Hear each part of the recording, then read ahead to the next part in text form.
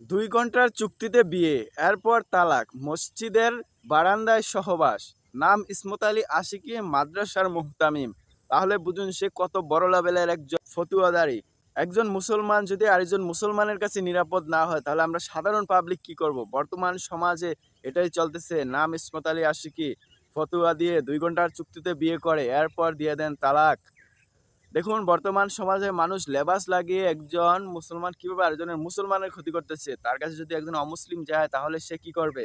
এই মহিলা তার স্বামীর সাথে বাকবিতণ্ডা হোক, এবার তালাকের বিষয় হোক, সমস্যা হতেই পারে। আমরা সাধারণ পাবলিক যদি সমস্যা হলে আমরা একজন বিজ্ঞ আলেমের কাছে যাব, এটা স্বাভাবিক। যাওয়ার পর তার কাছে যদি আমরা সমস্যার বদলে বিপদের সম্মুখীন হই, তাহলে সাধারণ পাবলিক কি হবে? আপনারা এই ভিডিওটি বেশি বেশি করে শেয়ার করুন, যে বর্তমান সমাজে একজন হুজুর কি করতেছে।